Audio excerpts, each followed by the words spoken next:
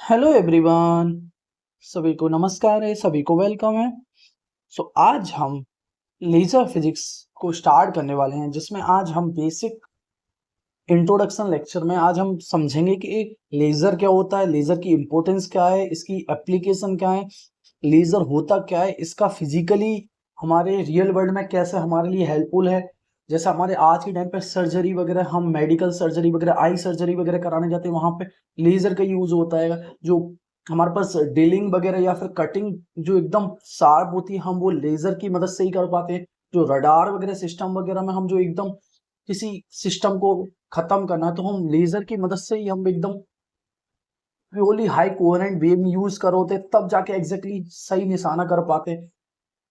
Laser physics का बहुत ज्यादा यूज है रियल वर्ल्ड में। मींस लेजर फिजिक्स एक प्रकार से हम कह सकते हैं कि एक हमारे लिए बूम का साबित हुआ, मतलब एक प्रकार से बहुत वरदान साबित हुआ है। मतलब इसका लेजर का हम मदद से हम हर जगह पे फिजिक्स को यूटिलाइज कर पा रहे हैं, और फिजिक्स का लेजर की मदद से हम अपने काम को और इजी बना पा रहे हैं। आज समझेंगे, हम कोशिश करेंगे लेजर फिजिक्स को हम 3 से 4 लेक्चर या 5 लेक्चर में, बट डिटेल में एक एक चीज को कॉन्सेप्चुअली इन डेप्थ समझने की कोशिश करेंगे।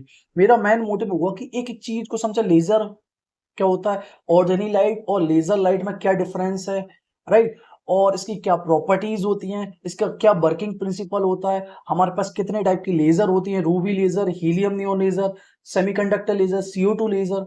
हमारे पास बहुत टाइप की लेजर होती है, बट हमारा मेन फोकस जो हमारे लिए इंटरव्यू वगैरह के लिए या फिर जो कॉम्पिटिटिव एग्जामिनेशन वगैरह के लिए हमें पढ़ना है, वो इंपॉर्टेंट है। हम उन लेजर को डिस्कस मेनली की करेंगे, और इंटरव्यू के लिए ये सबसे मेन इंपॉर्टेंट टॉपिक मैं कह सकता हूँ कि लेजर फिजिक्स से 100% एक रमन स्पेक्ट्रोस्कोपी से और एक लेजर फिजिक्स से डेफिनेटली वो क्वेश्चन जरूर पूछते हैं। मैं इस कोशिश करूंगा कि इस लेजर फिजिक्स के टॉपिक को कम से कम 3 से 4 लेक्चर में अच्छी से डिटेल में डिस्कस करें, जिससे हमें अंडरस्टैंडिंग अच्छी से बिल्डअप हो।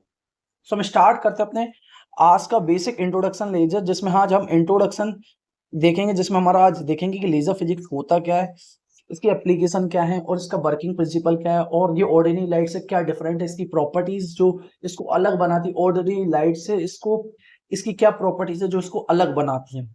फिर इसके बाद हम वर्किंग प्रिंसिपल, फिर इसके बाद हम अदर कितने टाइप के हमारे पास लेजर है, रूबी लेजर, फिर हीलियम नियोन लेजर, फिर CO2 laser, semiconductor laser, different different type के लेजर को भी हम डिस्कस करेंगे, और उनका वर्किंग प्रिंसिपल, कंस्ट्रक्शन वगैरह उन सबको भी डिटेल में डिस्कस करेंगे। क्योंकि मैं कोशिश करूंगा कि एक ये लेजर टॉपिक एक ऐसा टॉपिक है जो हर एक कॉम्पिटिटिव एग्जामिनेशन हो, किसी भी competitive examination, NET GATE, JRF, written exam, कोई भी एग्जाम हो, उधर 100% इससे क्वेश्चन आना है। इंटरव्यू में भी इससे क्वेश्चन 100% पूछे ही जाते हैं।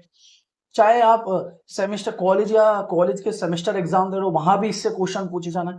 तो इसलिए ये लेजर टॉपिक बहुत इंपॉर्टेंट है, और ये हमारी मॉडर्न लाइफ में जो भी डिस्कवरी हुए, ये 19th सेंचुरी की डिस्कवरी है। तो हम कह सकते हैं कि ये इसलिए भी ज्यादा इंपॉर्टेंट है कि हम आज के टाइम पे देख सकते हैं कि जो हमारी जो न्यू डिस्कवरीज हुए, उनमें ये एप्लीकेशन ये शामिल है। और ये ज्यादा टाइम नहीं, 50-60 साल पहले ही इसको डिस्कवर किया गया। इसलिए हम इसको फील कर सकते हैं, और इसको रियल वर्ल्ड में हम एग्जैक्टली देख पा रहे हैं, और इसमें रियल वर्ल्ड में हमारे पास एप्लीकेशन भी है। हम स्टार्ट करते हैं अपने लेजर फिजिक्स के चैप्टर को, जिसमें हम सबसे पहले देखते हैं लेजर फिजिक्स में लेजर फिजिक्स की डेफिनेशन क्या होगी। सबसे पहले लेजर फिजिक्स का फुल फॉर्म क्या होगा। हम बोलेंगे laser means light amplification by stimulated emission of radiation. अभी हम जब लेक्चर कंप्लीट होगा तो आप स्टिमुलेटेड का भी मतलब समझ पाएंगे। स्टिमुलेटेड का मतलब क्या होता है, लाइट एम्प्लीफिकेशन मींस जो लाइट है वो एम्प्लीफाई हो जाती है बाय स्टिमुलेटेड। स्टिमुलेटेड अभी एक प्रकार से स्पॉन्टेनियस एमिशन, स्टिमुलेटेड एमिशन, ये सब प्रोसेस पढ़ेंगे, तब जाके आपकी क्लियर होगी स्टिमुलेटेड एमिशन क्या होता है। Light amplification by stimulated emission of radiation.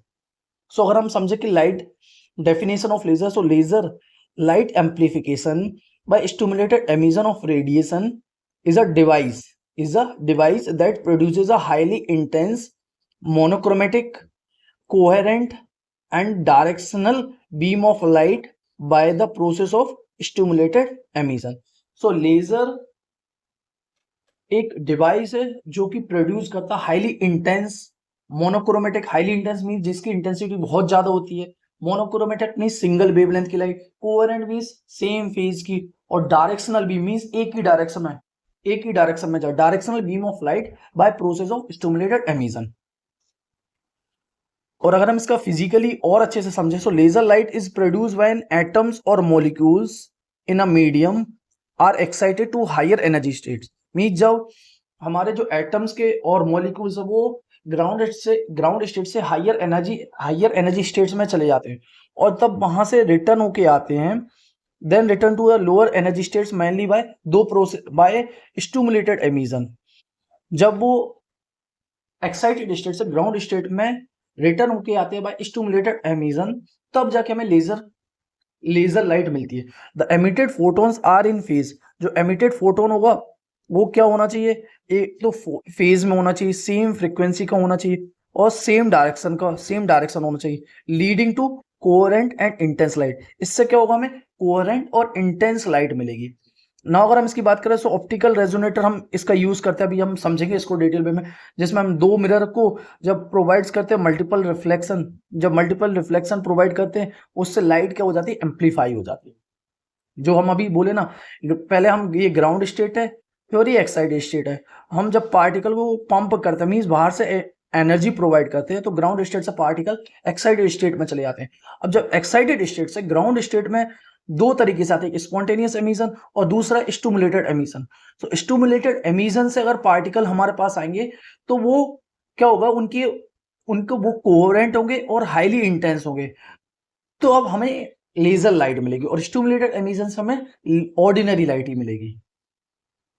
Now अगर हम इसके की फीचर्स की बात करें, सो अभी मैं बोला monochromatic means very narrow line width means delta v is nearly very small means single wavelength की लाइट मिलेगी।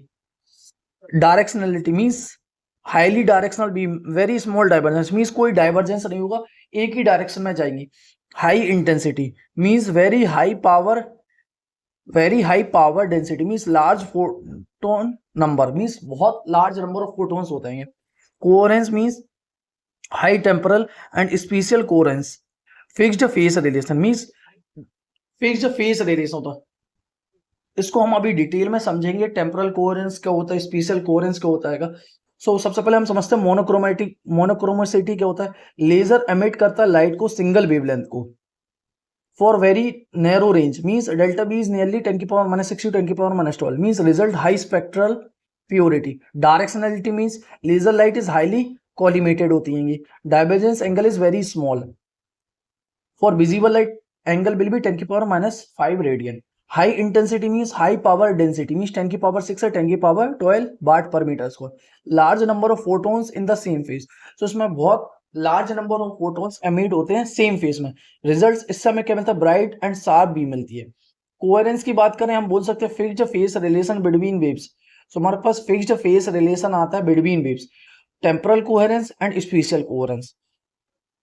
सो अब टेम्परल कोहेरेंस मीन्स, अब हम समझते हैं temporal coherence. It is the correlation between the phase of a wave at different times. Means कोई wave है, कोई दो डिफरेंट वेव है, अगर उन दोनों के बीच में डिफरेंट टाइम पे अगर उनका फेज सेम है, it is the correlation between the phase of a wave at different time means time during which the phase remains constant. किस टाइम तक दो वेव का फेज कांस्टेंट रहता है उसको हम कोहेरेंस टाइम कहते हैं, tau c. Time during which the phase remains correlated.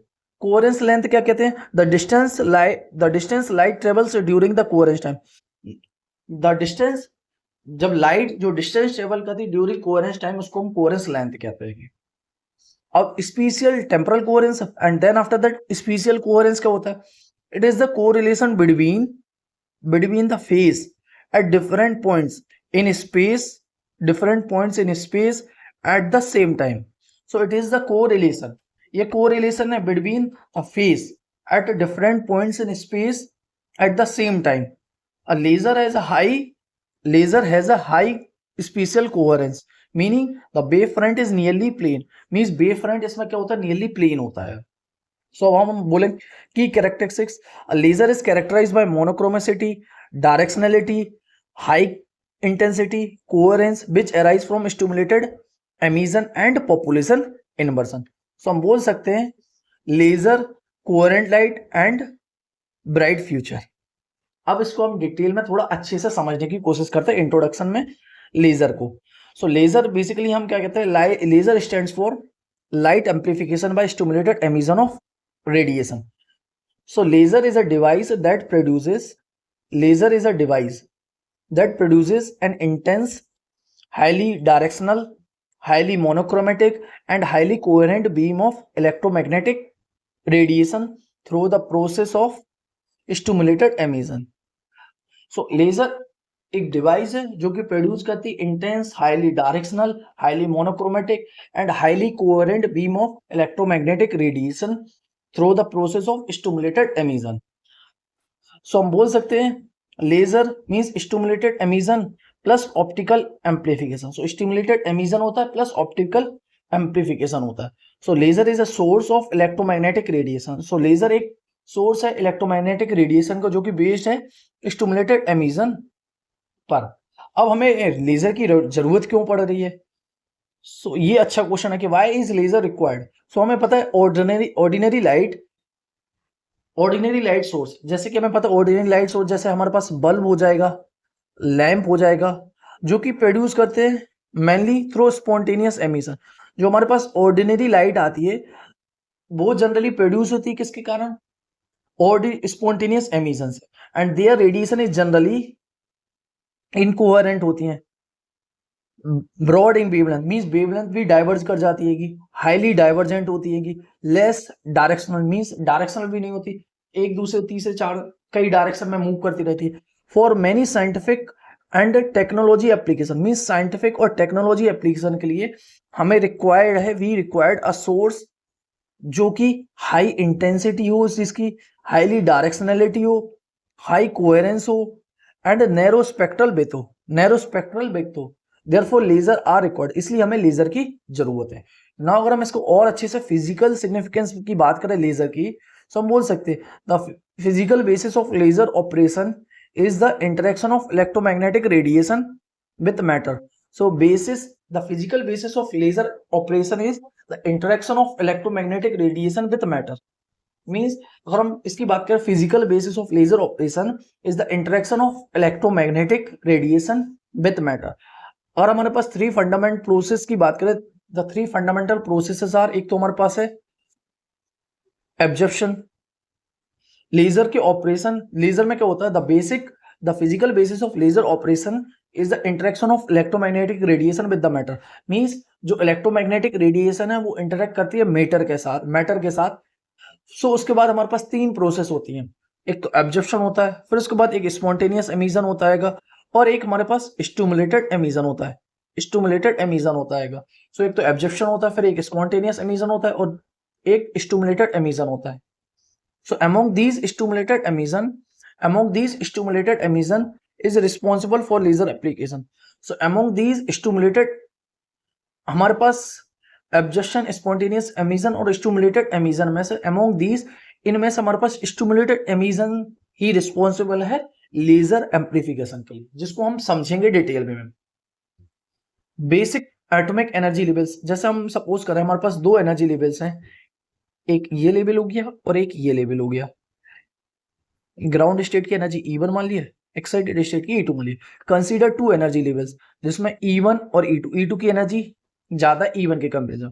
सो इन दोनों के एनर्जी डिफरेंस कोई एच नहीं, मींस अगर जैसे एक हमने फोटोन इलेक्ट्रोमैग्नेटिक रेडिएशन डाली, सो एटम्स और मॉलिक्यूल ऊपर गया, सो ये कुछ टाइम तक एक्साइटेड स्टेट में रहेगा, फिर ये नीचे आएगा, एक्साइटेड स्टेट से ग्राउंड स्टेट में आएगा, तो ये कुछ एनर्जी को एमिट करेगा।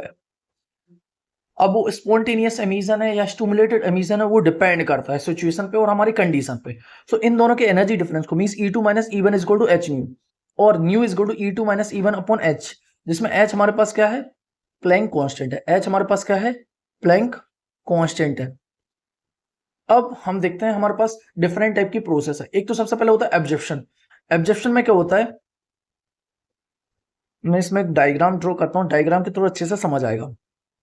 ये हमारे पास ग्राउंड स्टेट हो जाएगा और ये हमारे पास एक्साइटेड स्टेट, मींस ये ग्राउंड स्टेट और ये excited state.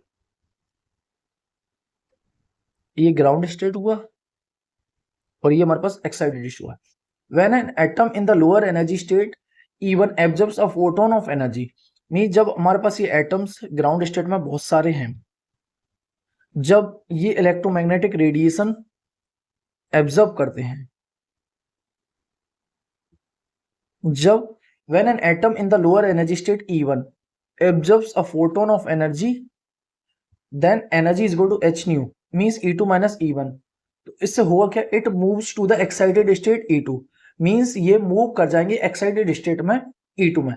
when an atom in the lower energy state E1 absorb a photon of energy, h nu is equal to E2 minus E1, it moves to the excited, means ये photon move कर जाएंगे excited state में, moves to the excited state।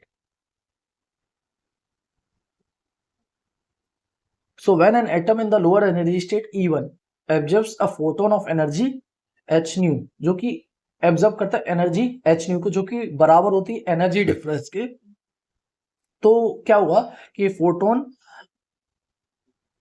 तो atoms और molecule move कर जाएंगे excited state में, move to the excited state. फिर इसके बाद क्या होगा, E1 प्लस h nu, जो कि मूव कर जाएगा E2 में। तब हम बोल सकते हैं एब्जॉर्प्शन, एब्जॉर्प्शन में क्या होता है, photon energy absorbed by the atom, कि फोटोन की एनर्जी को एब्जॉर्ब करता है atom, photon energy is absorbed by atom. Now दूसरी टाइप की प्रोसेस हमारे पास है स्पॉन्टेनियस एमिशन। स्पॉन्टेनियस एमिशन में क्या होगा, स्पॉन्टेनियस एमिशन में ये हमारे पास E1 जो कि ग्राउंड स्टेट है, ये E2 एक्साइटेड स्टेट है, ये ग्राउंड स्टेट है और ये हमारे पास एक्साइटेड स्टेट है। सो spontaneous emission में क्या होगा, when an excited atom in the state E2 can spontaneously return to the lower energy state E1, the emitted photon has a energy, mean जब हमारे पास फोटोन है जो ग्राउंड स्टेट से excited state में गए, सो एक्साइटेड स्टेट से जब वो ग्राउंड स्टेट में आते हैं, जब वो ग्राउंड स्टेट में आते हैं, जब ग्राउंड स्टेट में आते हैं तो वो एनर्जी को एमिट करते हैं। The emitted photon has an energy h nu is equal to E2 minus E1, means E2 minus E1, जिसको हम nu is equal to E2 minus E1 by h, means जो emitted फोटोन है वो radiation emit करेगा, ये energy को emit करेगा।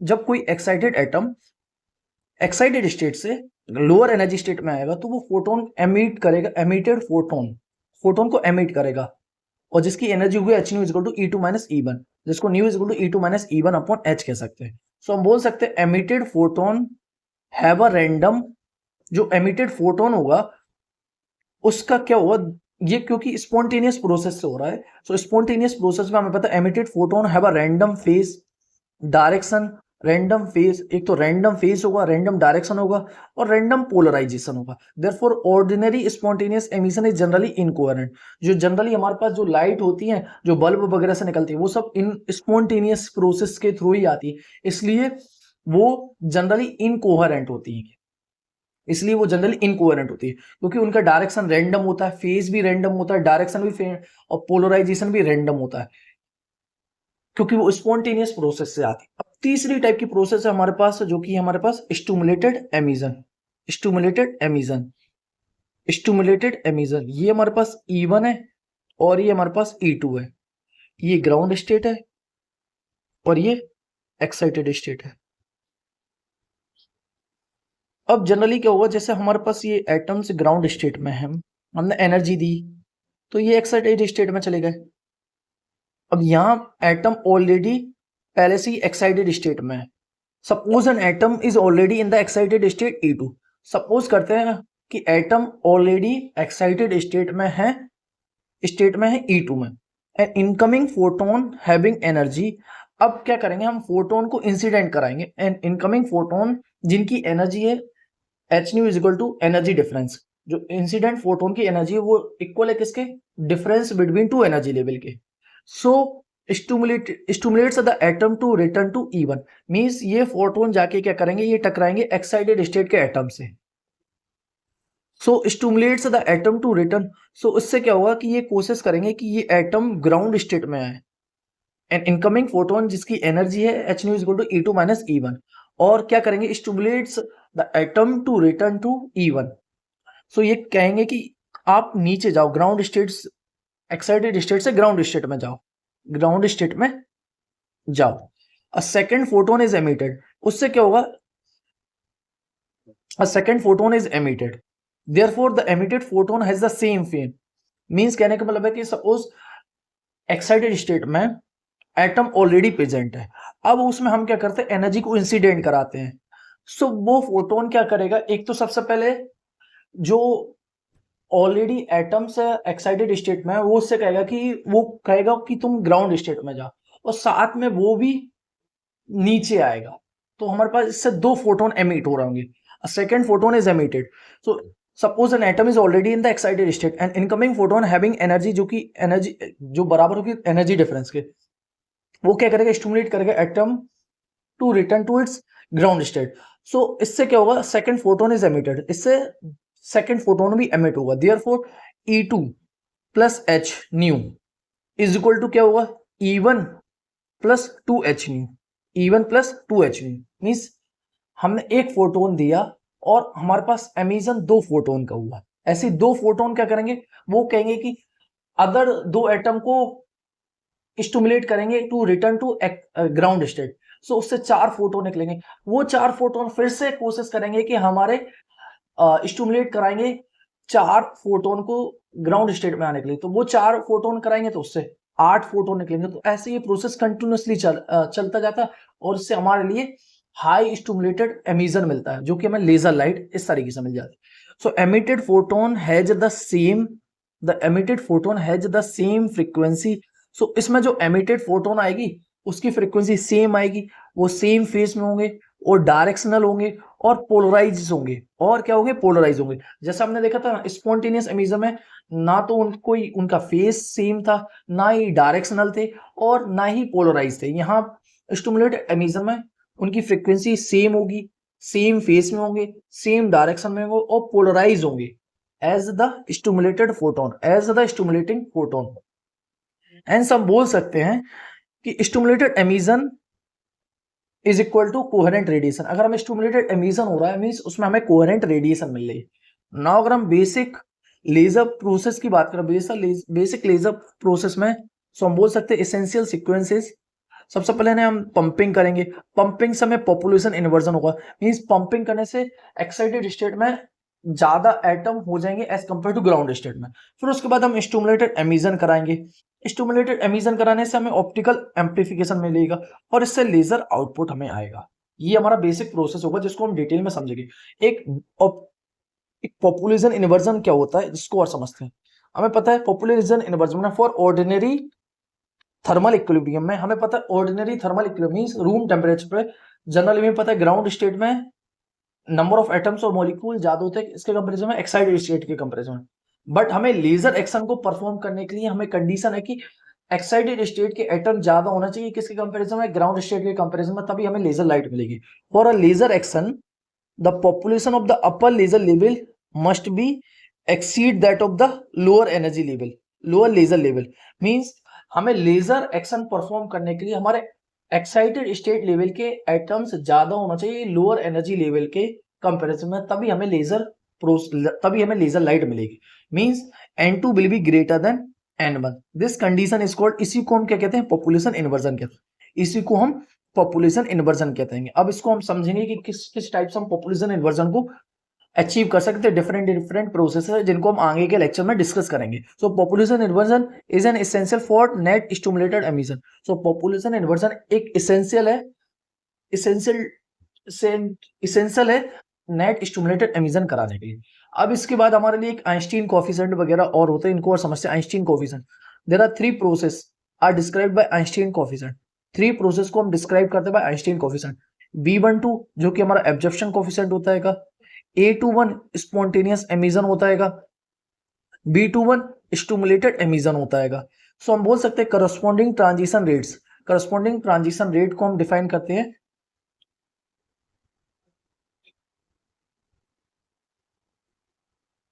dN1 by dt is equal to B12 rho nu into n1, और spontaneous means dn2/dt, transition rates को हम डिफाइन करते A21 n2 से, और स्टिमुलेटेड एमिशन dn2/dt को हम डिफाइन करते हैं B21 रो न्यू n2। ये हमारी तीन प्रोसेसेस हैं जिसको आइंस्टीन ने डिफाइन करी थी। रो भी हमारी क्या है, स्पेक्ट्रल एनर्जी डेंसिटी है, रो भी जो कि हमारा ये क्या है, स्पेक्ट्रल एनर्जी डेंसिटी है। अब हमारे पास कंडीशन क्या होती है ऑप्टिकल एम्प्लीफिकेशन के लिए, condition for optical amplification, condition for optical amplification for stimulated emission to dominate absorption. हमें पता है स्टिमुलेटेड एमिशन के लिए, stimulated emission to dominate absorption means absorption ज्यादा होना चाहिए स्टिमुलेटेड एमिशन के लिए, means R stimulated will be greater than R absorption, therefore B21 stimulated emission will be greater than stimulated absorption।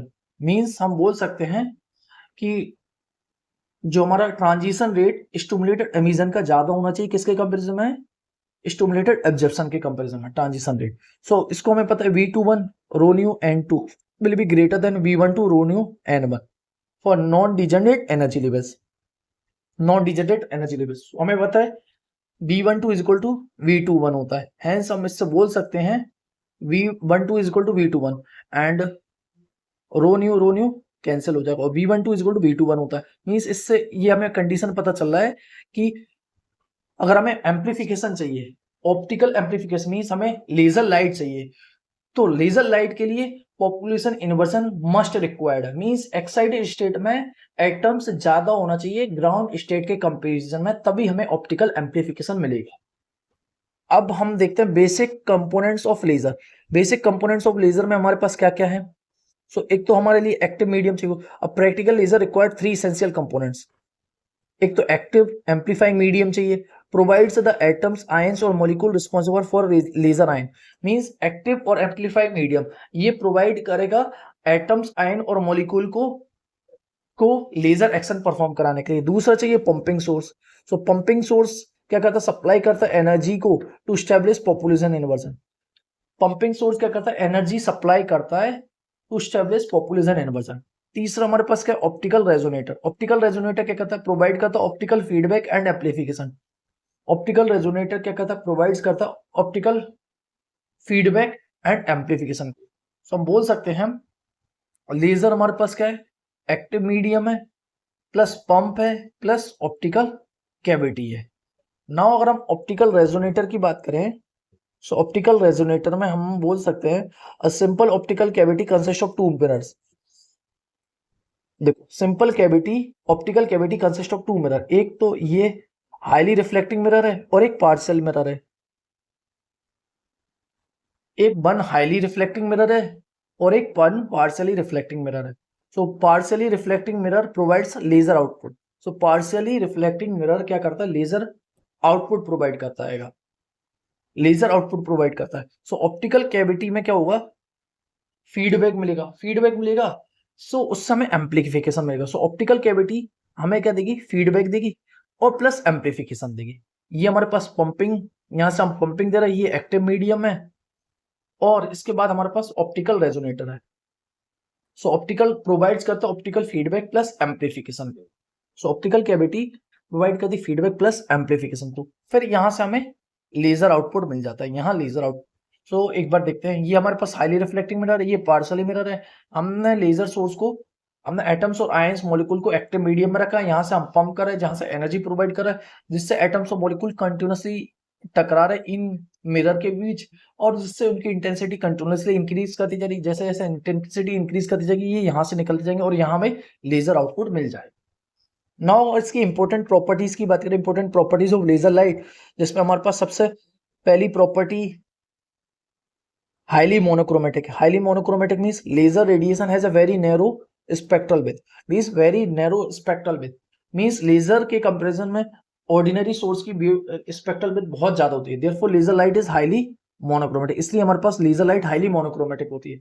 High coherence, high coherence, high coherence means laser photons have a well defined phase relation। so laser photon के पास एक तो well defined phase relationship होता है, तो इसलिए हमारे पास दो type के कोहेरेंस होते हैं, एक टेम्पोरल कोहेरेंस होता है, एक स्पेशल कोहेरेंस होता है।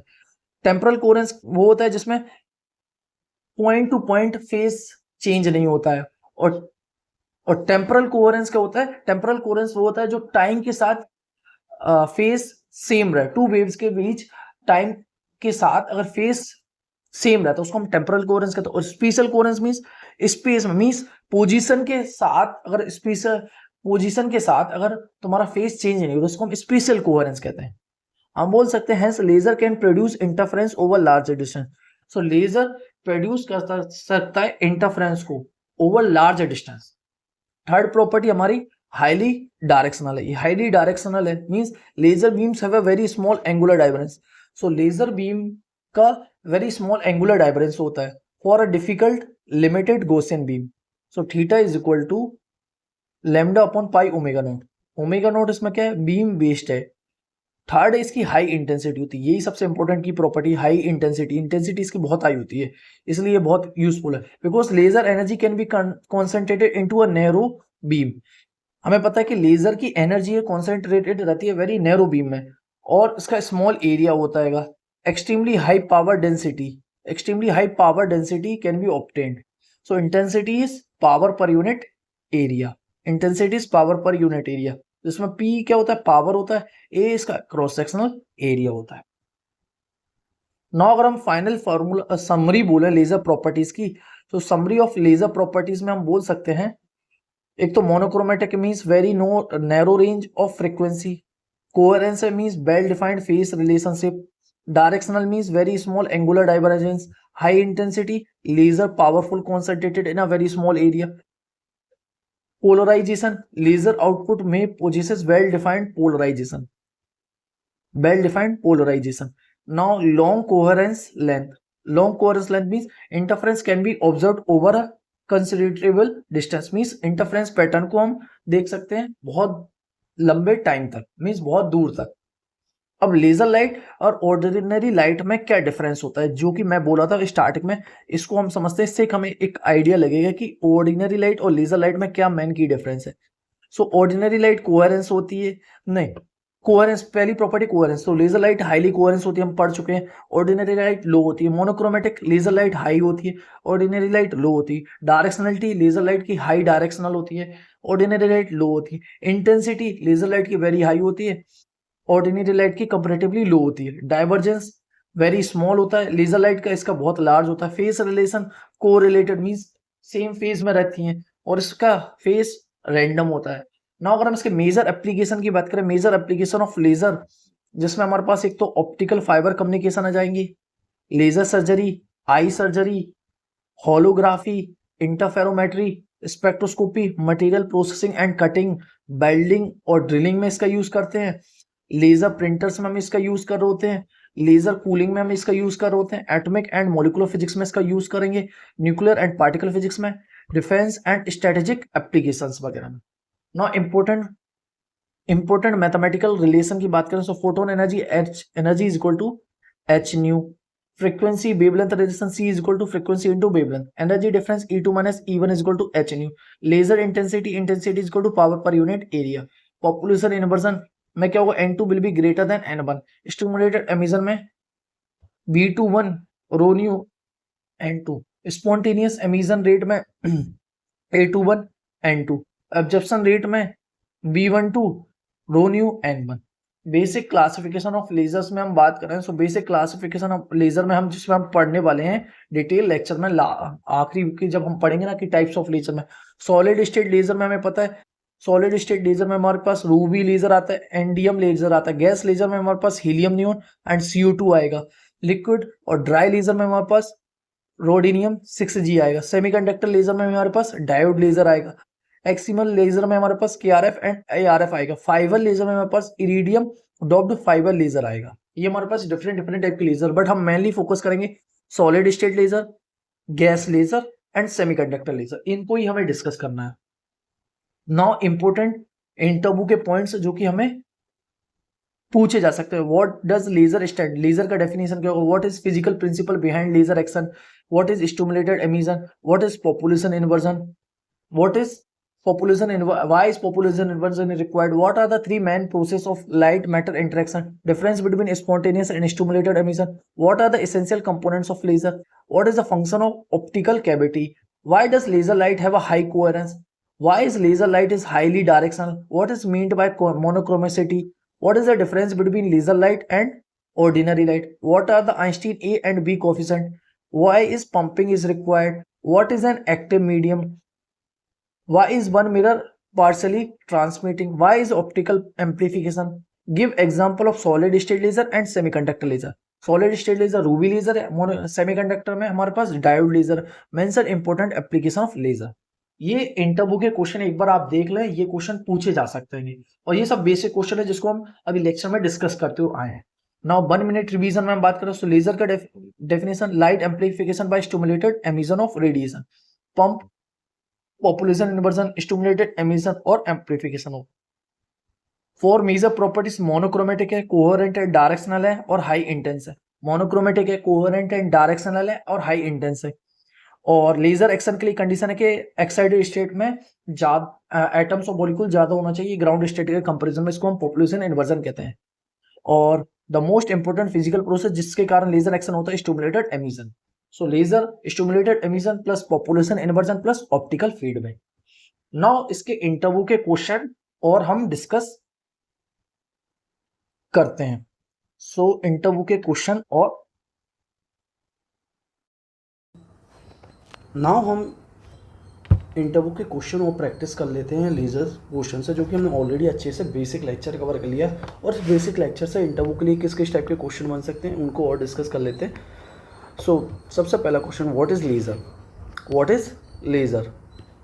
हम बोलेंगे laser is stands for, laser को हम बोलते हैं light amplification by stimulated emission of radiation. Laser is a source of electromagnetic radiation. Laser एक सोर्स है इलेक्ट्रोमैग्नेटिक रेडिएशन को, जो कि प्रोड्यूस करता है predominantly through the process of stimulated emission. Laser एक सोर्स है इलेक्ट्रोमैग्नेटिक रेडिएशन का, जो कि प्रोड्यूस करता है predominantly through the process of stimulated emission. और इसके important characteristics of laser radiation क्या है हमारे पास, एक तो ये हाईली डायरेक्शनलिटी होती है, ये हाईली कोहेरेंस होता है, हाई मोनोक्रोमेटिसिटी होती है, हाई इंटेंसिटी होती है। नाउ अगर हम इसका और अच्छे से फिजिकल मीनिंग समझें, इन ऑर्डिनरी लाइट, हमें पता है ऑर्डिनरी लाइट में सोर्स में, in ordinary light source atoms emit photons and randomly in different direction. Emit जो एटम्स होता है इन ऑर्डिनरी लाइट सोर्स में, जो एटम एमिट करता है फोटोन को, वो रैंडमली डिफरेंट डायरेक्शन में एमिट कर रहा होता है। Phase and frequency are different. In a laser stimulated emission produces photons having the same frequency. Stimulated emission में प्रोड्यूस होता है फोटोन जिसकी सेम फ्रीक्वेंसी थी, सेम फेस में होते हैं, सेम डायरेक्शन होता है और पोलराइजेशन होता है। इसी को हम स्टिमुलेटिंग फोटोन कहते हैं। लेजर होगा तो उसमें कोहेरेंट होगा, they are in same coherent phase, directional होगा, नियरली मोनोक्रोमेटिक रेडिएशन होती है। लेजर की स्पेशलिटी ये है। Why is laser different from the ordinary light, laser किस तरीके से डिफरेंट है ऑर्डिनरी लाइट के कंपेरिजन में। How is laser is different from ordinary light. हम बोलेंगे कि लेजर वर्सेस ऑर्डिनरी लाइट को हम कंपेयर करेंगे तो इससे हमें समझ आएगा। Ordinary light sources such as lamp, हमारे जो एलईडीज़ हैं मेनली, इन सब में हमारे पास स्पॉन्टेनियस एमिशन आ रहा होता है। वेरस लेजर लाइट में हमारे पास जो कि बेस्ड है स्टिमुलेटेड एमिशन पे। इसकी प्रॉपर्टी अगर हम बात करें तो सबसे पहले हम इसकी प्रॉपर्टी में अगर हम देखेंगे, ऑर्डिनरी लाइट में हमारे पास एमिशन आता है जो मेनली स्पॉन्टेनियस होता है, और लेजर लाइट में हमारे पास स्टिमुलेटेड एमिशन होता है। इसमें प्रॉपर्टी कोहेरेंस होती है। कोहेरेंस की प्रॉपर्टी की बात करें तो ऑर्डिनरी में लो होता है, लेजर लाइट में हाई होता है। डायरेक्शनलिटी ऑर्डिनरी लाइट में पुअर होती है, इसमें वेरी हाई होती है। स्पेक्ट्रल विड्थ की बात करें तो ये रिलेटिवली ब्रॉड होता है और ये वेरी नैरो होता है। इंटेंसिटी की बात करें तो यूजुअली लो होती है इसकी intensity, can be extremely high हो सकती है। फेज रिलेशन की बात करें तो इसमें फेज रैंडम होता है और इसमें को रिलेटेड होता है। हम इसमें बोल सकते हैं essential difference is not simply that laser is light is strong. हम इसमें बोल सकते हैं कि ऑर्डिनरी लाइट और लेज़र लाइट में मेन डिफरेंस ये नहीं कि लेज़र लाइट बहुत स्ट्रॉन्ग है, crucial difference is the order nature of radiation. जो लाइट का रेडिएशन जो एमिट कर रहा है वो मेन की डिफरेंस है। What is the basic process of interaction between radiation and matter? So what is the basic process? इसमें बेसिक प्रोसेस क्या होते हैं जिसमें इंटरेक्शन बिटवीन रेडिएशन और मैटर का इंटरेक्शन होता है। सो हम बोलेंगे हमारे पास there are three fundamental process होते हैं। एक तो एब्जॉर्प्शन होता है हमारे पास, दूसरा स्पॉन्टेनियस एमिशन होता है, तीसरा हमारे पास स्टिमुलेटेड एमिशन होता है। So for two energy levels हमें पता E2 is equal to E2 minus E1 is equal to H nu. Means हमारे पास एक तो हमारे पास ये E1 हो जाएगा और एक E2 हो जाएगा। फिर E2 हमारे पास अपर एनर्जी लेवल है और E1 हमारे पास लोअर एनर्जी लेवल है। अगर हमारे पास एब्जॉर्प्शन होगा तो मीन्स हम यहाँ से लाइट को डालेंगे, यहाँ एटम्स और मॉलिक्यूल हैं, यहाँ से हमने फोटोन को डाला जिसकी एनर्जी इक्वल होगी difference between two energy level. तो क्या होगा, एटम्स और मॉलिक्यूल एनर्जी को एब्जॉर्ब करके ग्राउंड स्टेट से हायर स्टेट में चले जाएंगे। So atom can absorb a photon and moves to excited state. So atom move कर जाएंगे एक्साइटेड स्टेट में। स्पॉन्टेनियस प्रोसेस में क्या होता है, स्पॉन्टेनियस प्रोसेस में एटम्स और मॉलिक्यूल एक्साइटेड स्टेट से ग्राउंड स्टेट में इंस्टेंटेनियसली आ जाते हैं। मीन्स E2 से E1 plus H nu means excited atom returns to lower state randomly. Means excited atom ground state में रिटर्न करते हैं with random frequency of photon emit. Stimulated emission में क्या होता है, स्टिमुलेटेड एमिशन में एटम्स या मॉलिक्यूल्स एक्साइटेड स्टेट से आते हैं बट हम उसको स्टिमुलेट कराते हैं तो वो सेम फ्रीक्वेंसी की लाइट को एमिट करते हैं, सेम इंटेंसिटी डायरेक्शनल होते हैं। सो हम बोल सकते हैं स्टिमुलेटेड एमिशन में हमने एनर्जी डाला, फोटोन दिया, प्लस जो एनर्जी एमिट करके प्लस दो फोटोन एमिट होंगे। So incoming photon stimulates the excited atom to emit a second photon. So क्या होता है, इनकमिंग फोटोन स्टिमुलेट करता है एक्साइटेड एटम को, उससे क्या होगा, एमिट होगा सेकंड फोटोन भी। अगर हम इसका फिजिकल मीनिंग समझें तो हम इसमें बोल सकते हैं stimulated emission is the fundamental microscopic mechanism है जो कि रिस्पॉन्सिबल है फॉर ऑप्टिकल एम्प्लीफिकेशन। सो यही मेन रिस्पॉन्सिबल है हमारे लिए ऑप्टिकल एम्प्लीफिकेशन थी। What is stimulated emission and why is it important? ये बहुत इंपॉर्टेंट है, इंटरव्यू वगैरह में इससे पूछते हैं स्टिमुलेटेड एमिशन क्या होता है और ये हमारे लिए इंपॉर्टेंट क्यों है। सो कोर जो कि हमारा ये हम बोल सकते हैं, suppose an atom initially in excited state, initially हम जैसे एक डायग्राम में समझाता हूँ, E1 है E2 है। Suppose initially atoms excited state में ऑलरेडी पहले से हैं, right. Suppose an atom is initially in the excited state E2। If a photon of frequency, अगर हम यहाँ से photon of frequency incident h new incident कराते हैं, passes near the atom, so it can induce the atom to transition to E1। so इससे क्या होगा कि एटम ट्रांजिशन करेंगे, passes the near atom, so it can induces the atom to transition to E1। Means ये stimulate करेंगे atom को ground state में आने के लिए। सो उससे क्या होगा हमारे लिए हमारे लिए फोटोन एमिट होंगे। So emitted photon has the same frequency and same phase and same direction, same polarisation as the incident photon. जो एमिटेड फोटोन होगा उसकी सेम फ्रीक्वेंसी होगी, सेम फेज होगा, सेम डायरेक्शन होगा और पोलराइज होगा जो कि हमने इंसिडेंट फोटोन को कराया। देयरफॉर हम बोल सकते हैं one photon produces two coherent photon, एक फोटोन प्रोड्यूस करा टू कोहेरेंट फोटोन को। मीन्स हम बोल सकते हैं stimulated emission provides optical amplification. So एक फोटोन को डालने से हमारे पास दो फोटोन एमिट हो रहे हैं, दो फोटोन को डालने से चार फोटोन एमिट होंगे, चार फोटोन को डालने से 8 फोटोन एमिट होंगे। तो ऐसे ये चेन कंटिन्यूसली चलती जाता है, उससे हमें ऑप्टिकल एम्प्लीफिकेशन मिलता है। So stimulated emission provides optical amplification and repeated stimulated emission can therefore produce a large coherent photon population. So ये प्रोसेस को अगर हम स्टिमुलेटेड एमिशन को कंटिन्यूसली प्रोड्यूस रिपीट कर जाते हैं तो उससे हमें लार्ज कोहेरेंट फोटोन पॉपुलेशन मिलता है। नेक्स्ट क्वेश्चन जो कि बहुत इंपॉर्टेंट है, what is population inversion? What is population inversion? So population inversion means that the population of the upper laser level is greater than that of the lower laser level। Means हमारे पास दो level होंगी, जैसे एक ground level E1 और एक excited level E2। So ground level के comparison में excited state में पार्टिकल, एटम्स या मॉलिक्यूल्स ज़्यादा होंगे किसके कंपैरिजन में, ग्राउंड स्टेट के कंपैरिजन में। Means this is our N1, this is our N2, means N2 will be greater than N1। ये हमारी कंडीशन है पॉपुलेशन इन्वर्जन की। सो population inversion means that the population of the upper energy level is greater then that of the lower energy level, means N2 will be greater than N1, जिसमें N2 हमारे पास population है अपर energy level की, N1 is the population of lower laser level. So normally हमें पता है कि eight thermal equilibrium पे क्या होता है कि ग्राउंड स्टेट में मीन्स लोअर एनर्जी स्टेट में पार्टिकल ज़्यादा होते हैं एक्साइटेड स्टेट में। Therefore ordinary light thermal equilibrium पे does not provide the condition required for stimulated amplification. So इसलिए हमें पता है ऑर्डिनरी थर्मल इक्विलिब्रियम पे ये कंडीशन हमें नहीं मिल पाती, इसलिए हमें नेट स्टिमुलेटेड एम्प्लीफिकेशन नहीं मिल पाता है। So population inversion means that there are two more atoms available to undergo stimulated emission than absorption. So population inversion का मतलब है कि हमारे पास there are that the two और more atoms are available to undergo stimulated emission than absorption. Means population inversion का मतलब ये है कि हमारे पास जो जितने एटम ग्राउंड स्टेट से एक्साइटेड स्टेट में जा रहा है उससे ज़्यादा एक्साइटेड स्टेट से ग्राउंड स्टेट में आ रहा है। So population means there are that more atoms available to undergo stimulated emission than absorption. Means absorption के कंपैरिजन में हमारे पास स्टिमुलेटेड एमिशन के लिए ज़्यादा एटम्स अवेलेबल हैं, तभी हमारे पास पॉपुलेशन इन्वर्जन पॉसिबल हो पाएगा। Hence population inversion means net optical gain, net optical gain, net optical gain.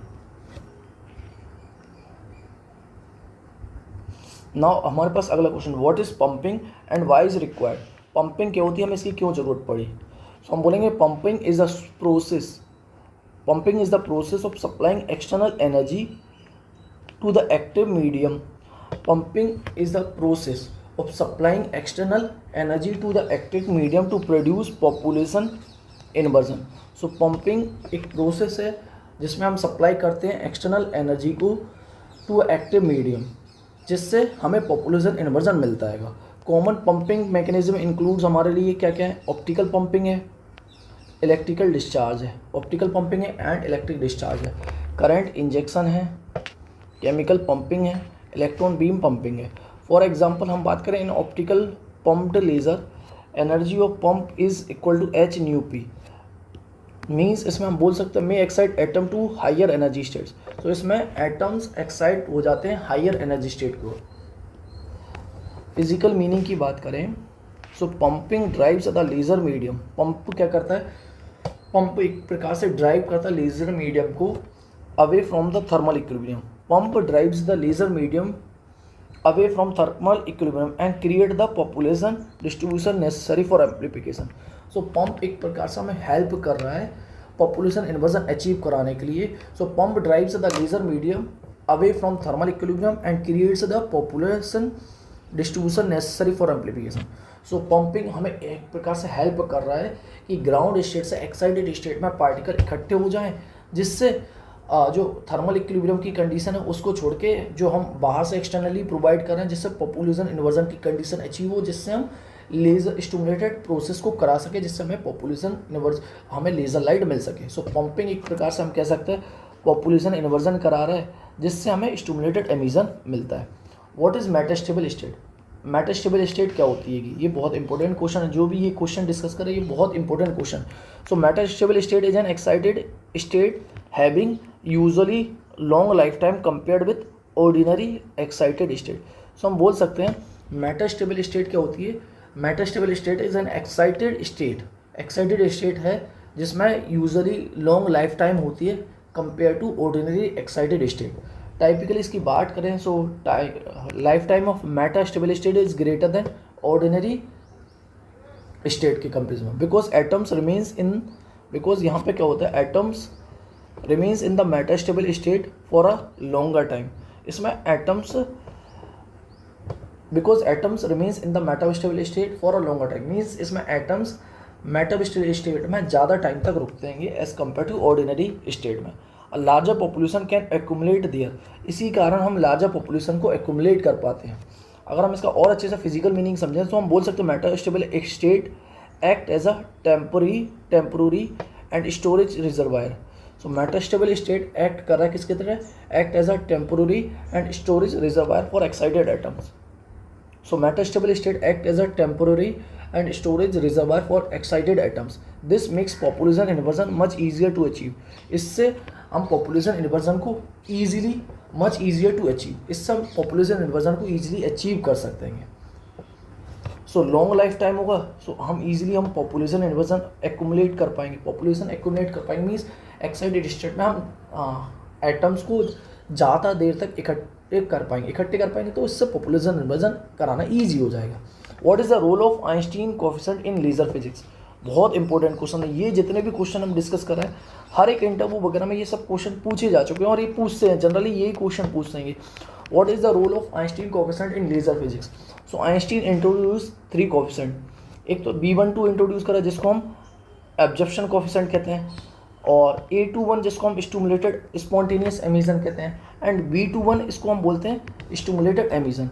सो ये करस्पॉन्ड करते हैं करस्पॉन्डिंग ट्रांजिशन रेट्स, और ये हमें बताते हैं करस्पॉन्डिंग टू ट्रांजिशन रेट के बारे में हमें इन्फॉर्मेशन देता है। R absorption is equal to B12 rho B हमारे पास क्या है, स्पेक्ट्रल एनर्जी डेंसिटी। मीन्स हम इसमें बोल सकते हैं, इसमें हमारे पास क्या आता है dN1/dt is equal to B12 rho nu energy density, कई बार यू न्यू से भी डिनोट करते हैं, N1 हो जाता है। Similar way dN2/dt is equal to हमारे पास क्या है तो A21N2 आता है, और स्टिमुलेटेड के लिए क्या हो जाएगा dN2/dt is equal to B21 rho nu N2। ये हमारे लिए absorption rate transition rate for absorption के लिए हो जाएगी, transition rate for stimulated emission and transition rate for spontaneous emission, transition rate for stimulated absorption. So हम बोल सकते हैं ये एब्जॉर्प्शन के लिए, ये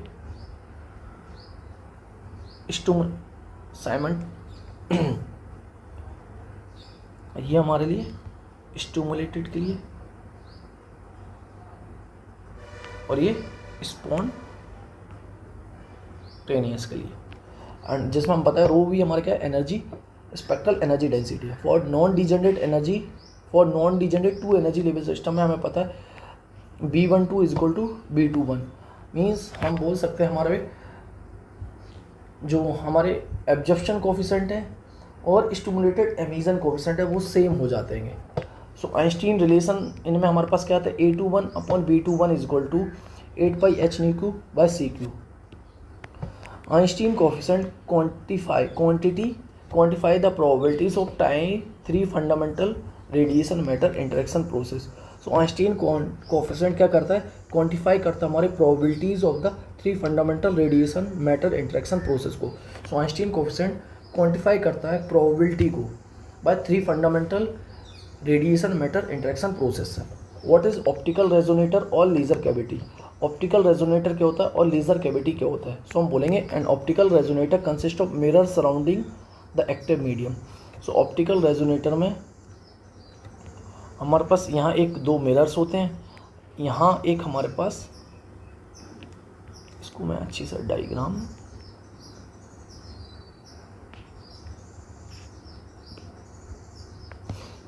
सो optical resonator consist of mirrors surrounding the active medium. So हम इसमें क्या करते हैं, a simple laser cavity contains एक हाई रिफ्लेक्टिंग मिरर होता है, ये हमारे पास हाईली रिफ्लेक्टिंग मिरर होता है, और ये पार्शियली रिफ्लेक्टिंग मिरर होता है, पार्शियली रिफ्लेक्टिंग मिरर होता है, हाईली रिफ्लेक्टिंग मिरर होता है, one highly reflecting mirror and another is one partially transmitting mirror है, जिसमें एक्टिव मीडियम होता है between the mirrors. In mirror के बीच में एक हम एक्टिव मीडियम रखते हैं। सो सिंपल अरेंजमेंट जिसको एक डायग्राम से, ये M1 है एक्टिव मीडियम है, और ये हमारे पास M2 है, ये हमारे पास क्या है एक्टिव मीडियम है। So M1 is highly reflecting and M2 is act as a output coupler. So for simpler linear cavity, the longitudinal resonance condition क्या है इसमें, 2L is equal to Q lambda, और फ्रीक्वेंसी क्या हो जाएगी, QC upon 2L। Frequency क्या हो जाएगी, QC अपॉन 2L। यार Q इसमें क्या है, इंटीजर है, या फिर इसको हम ऐसे भी लिख लेते हैं 2L is equal to N lambda, और इसमें फ्रीक्वेंसी की कंडीशन क्या है, NC upon 2L। NC upon 2L means हमने क्या करा, C को हमने लिख लिया, C को फ्रीक्वेंसी इंटू वेवलेंथ। सो वेवलेंथ की जगह हम क्या लिख लेंगे, C इंटू फ्रीक्वेंसी। मीन्स इसमें स्टैंडिंग वेव्स बन रहा होता है, सो हम ये फ्रीक्वेंसी को, वेवलेंथ को रिप्लेस कर देंगे फ्रीक्वेंसी के टर्म में, C N C by frequency. So इसमें फ्रीक्वेंसी हमारे पास क्या आ जाएगी, NC upon 2L, NC upon 2L, जिसमें हमारे पास n क्या इंटीजर है। सो हम बोल सकते हैं कैविटी प्रोड्यूस ऑप्टिकल फीडबैक। सो कैविटी प्रोवाइड्स करता है optical feedback and select electromagnetic modes that can build up through repeated passes.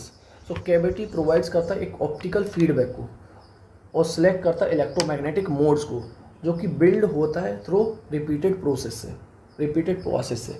What is threshold condition for laser action. Threshold condition क्या है लेजर एक्शन कराने के लिए। So for laser action oscillation the optical gain must compensate. Optical gain क्या होना चाहिए, must compensate for the total loss in the cavity. So हमें पता है लेजर ऑसिलेशन कराने के लिए जो ऑप्टिकल गेन होता है वो कंपेंसेट होना चाहिए total loss in the cavity से। तो simple threshold condition R1 R2 exponential 2 GTH L exponential -2 alpha L is equal to 1। Means R1 R2 इसमें क्या रिफ्लेक्टिंग मिरर के रिफ्लेक्टिंग है, 0 थ्रेशोल्ड गेन कैपेसिटेंट है, अल्फा हमारे पास इंटरनल लॉस कोफिशिएंट है। So GTH is equal to हमारे पास क्या आ जाएगा, alpha 1/2L ln 1/R1 R2। So laser oscillation starts only when amplification exact compensate for all cavity and medium losses। so laser oscillation में क्या होता है, starts होता है by amplification exactly compensate कर पाता है all cavity और medium losses को। so above threshold, अगर हम थ्रेशोल्ड से ऊपर होंगे तो गेन ज़्यादा होगा किसके कंपैरिजन में, लॉस के कंपैरिजन में। so इससे हम sustained laser oscillation become possible, इससे हमारे पास सस्टेन लेजर ऑसिलेशन पॉसिबल हो पाता है। So laser oscillation starts only when amplification exactly. Laser oscillation कब स्टार्ट होता है, लेजर ऑसिलेशन ओनली तभी स्टार्ट होता है जब वे कंपनसेट कर पाता है कि जो ऑल कैविटी और मीडियम लॉस को, और वो मीडियम लॉस और कैविटी और मीडियम लॉस अगर ज़्यादा हो जाएंगे गेन के कंपैरिजन में तो लेज़र एक्शन पोस्ट स्टार्ट ही नहीं हो पाएगा। सो लेज़र ऑसिलेशन स्टार्ट कराने के लिए कंडीशन है कि एम्प्लीफिकेशन ज़्यादा होना चाहिए कि किसके कंपैरिजन में, कैविटी के और मीडियम लॉस के कंपैरिजन में। What are essential components of laser. So essential components क्या होंगे लेज़र के लिए। सो हमारे लिए essential components of laser, so हम practically generally consist of 3 essential components. हमारे पास 3 इसेंशियल कंपोनेंट्स होते हैं। एक तो एक्टिव मीडियम होता है, दूसरा पंपिंग मैकेनिज्म होता है, तीसरा ऑप्टिकल रेजोनेटर है। 3 मैन यही होते हैं। सो एक्टिव मीडियम का क्या होता है, प्रोवाइड करता है एटम्स आयन और मॉलिक्यूल को responsible for laser transition. So active medium का मेनली काम होता है एटम्स आयन और मॉलिक्यूल को रिस्पॉन्सिबल कराना लेज़र ट्रांजिशन के लिए। दूसरा हमारे पास पंपिंग मैकेनिज्म, सो ये सप्लाई करता है एनर्जी को और इस्टेब्लिश करता है पॉपुलेशन इन्वर्जन को। ऑप्टिकल रेजोनेटर की बात करें सो प्रोवाइड करता है फीडबैक को और इनहेंस करता है स्टिमुलेटेड एमिशन को। नाउ अगर हम और इसकी बात करें सो लेज़र में क्या होता है, एक तो हमारे पास एक्टिव मीडियम होता है, active medium plus pumping plus optical cavity. So all 3 components perform different. So laser के लिए एक तो हमें एक्टिव मीडियम चाहिए और पंपिंग मैकेनिज्म चाहिए। पंपिंग मैकेनिज्म क्या करता है, सप्लाई करता है एनर्जी को और जो कि स्टेब्लिश करता है पॉपुलेशन इन्वर्जन को। ऑप्टिकल रेजोनेटर क्या करता है, प्रोवाइड करता है फीडबैक को और इनहेंस करता है स्टिमुलेटेड एमिशन को। प्रोवाइड करता है फीडबैक को और इनहेंस करता है हमारे स्टिमुलेटेड एमिशन को। So all 3 components perform different but complementary function, जो कि हमारे पास एनर्जी सप्लाई करता है, ऑप्टिकल एम्प्लीफिकेशन करता है और प्रोवाइड करता है फीडबैक आउटपुट कपलिंग को। Now what are the important characteristics and amplification and application of laser. So important characteristics और एप्लीकेशन क्या है लेज़र की, हम बोल सकते हैं इम्पोर्टेंट कैरेक्टरिस्टिक्स, एक तो ये हाई कोहेरेंस है, हाईली डायरेक्शनलिटी है, हाई स्पेक्ट्रल प्योरिटी है, हाई इंटेंसिटी है, स्ट्रॉन्ग फोकसिंग कैपेबिलिटी है, और इसकी एक तो हाई कोहेरेंस, हाई डायरेक्शनलिटी है, हाई स्पेक्ट्रल प्योरिटी है, हाई इंटेंसिटी है और स्ट्रॉन्ग फोकसिंग कैपेबिलिटी। अगर इसकी मेजर एप्लीकेशन की बात करें तो ऑप्टिकल फाइबर कम्युनिकेशन में इसका यूज़ कर रहे हैं, लेजर स्पेक्ट्रोस्कोपी में यूज़ कर रहे हैं, इंटरफेरोमीटर में यूज़ कर रहे हैं, होलोग्राफी में यूज़ कर रहे हैं, इंडस्ट्रियल कटिंग एंड बेल्डिंग में यूज़ कर रहे हैं, मेडिकल सर्जरी में हम इसका यूज़ कर रहे हैं, रेंज फाइंडिंग और ये रडार होगा हमारा, ये मिस्टेक हो गया, रडार सिस्टम में हम इसका यूज़ कर रहे हैं, barcode and optical storage system में भी हम इसका यूज़ कर रहे हैं, atomic clocks on precision metrology, precision metrology में, साइंटिफिक रिसर्च में। सो हम बोल सकते हैं combination of coherence, directionality, high intensity allow laser transition radiation to perform task that ordinary light cannot perform efficiently. So combination of coherence, directionality, high intensity allow करता हमारे laser radiation को to perform करे क्या task ordinary light को, जो कि ordinary light perform नहीं कर पाती है। ना अगर हम फॉर्मूला रिवीजन सीट जो फाइनल बोले, so E2 minus E1 is equal to H nu, जिसमें न्यू हमारे पास क्या है, E2 minus E1 upon h cut. Population inversion के लिए N2 will be greater than N1, absorption rate of absorption coefficient, rate of spontaneous, rate of stimulated emission, और ये Einstein A1 B1 का कोफिशिएंट का relation A21 upon B21 is to 8 pi HNQ by CQ, और ये condition so 2L is equal to N lambda, जिसमें nu is equal to NC upon 2L, ये हमारी frequency हो जाएगी। और gain, optical gain alpha 1 plus 2L ln alpha plus 1/2L ln R1 R2 optical gain की condition है। So हमें अब फाइनल इंटरव्यू पॉइंट जो कि हमें दिमाग में रखने हैं, हम उनको रिवाइज करते हैं। So laser action is based on stimulated emission, not merely on spontaneous emission. So laser action only based है किस पे, स्टिमुलेटेड एमिशन पे, not merely on spontaneous emission. Population inversion is essential for net optical gain. So population inversion essential है किसके लिए, net optical gain के लिए। A simple two level laser is not a practical medium. So simple two level laser system is not a practical medium for achieving steady state population inversion by ordinary pumping. So simple two level laser simple two level laser is not a practical medium for achieving steady state population inversion by ordinary pumping. Ordinary pumping से हम two level laser system में population inversion achieve नहीं कर सकते। Metastable state is useful because it is a relatively long lifetime, allows population accumulation. Einstein A1 and B coefficient provide qualitative description of spontaneous emission and stimulated emission and absorption. So Einstein A and B coefficient हमें provide कर रहा है quantitative description of spontaneous emission, stimulated emission and absorption को। Optical cavity provide करता feedback को and support करता selected electromagnetic modes को। सो optical cavity help कर रहा है हमें फीडबैक प्रोवाइड करने के लिए और सपोर्ट करता है सिलेक्ट करने के लिए इलेक्ट्रोमैग्नेटिक मोड्स को। Laser oscillation begins only when the round trip gains compensate the round trip loss. Means laser oscillation तभी स्टार्ट होगा जब जो गेन है वो किससे ज़्यादा हो जाए, किससे, लॉस के कंपैरिजन में। Coherence is the major distinguishing feature of laser radiation. So coherence एक मेजर डिस्टिंग्विशिंग फीचर है किसका, लेजर रेडिएशन का। Monochromacity does not mean that exactly one frequency, real laser have a finite line width. So monochromacity does not mean exactly one frequency,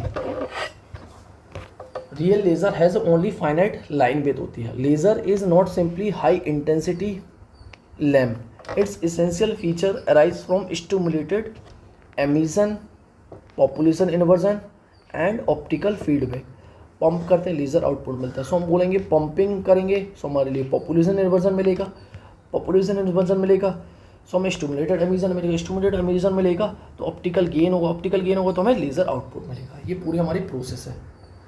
so I hope कि हमने आज का अपना ये portion को अच्छे से डिटेल में कवर कर लिया है और लेज़र का जो हमारा बेसिक इंट्रोडक्शन लेक्चर था उसको हमने डिटेल में एक बार एक ओवरव्यू ले लिया, और उससे रिलेटेड बेसिक क्वेश्चन क्या क्या इंटरव्यू में पूछे जा सकते हैं। डेफिनेटली मैं गारंटी के साथ करूँगा, अगर ये क्वेश्चन जो मैंने डिस्कस करे हैं ना, ये क्वेश्चन सेम टू सेम किसी भी पीएचडी, डीआरडीओ असिस्टेंट प्रोफेसर, किसी भी इंटरव्यू में जाओ, पहला बेसिक क्वेश्चन वो यही पूछेंगे। आप ये क्वेश्चन कर पाएंगे तभी वो आगे के एडवांस लेवल के क्वेश्चन पूछेंगे। सो हम उनको भी डिस्कस करेंगे। आज हमारा बेसिक इंट्रोडक्शन लेक्चर था। आई होप कि आपको लेक्चर अच्छा लगा होगा, और लेक्चर अच्छा लगा तो प्लीज़ लाइक करें, सब्सक्राइब करें और शेयर करें अपने सभी दोस्तों के साथ। हम मिलते हैं नेक्स्ट लेक्चर में। Take care, bye bye.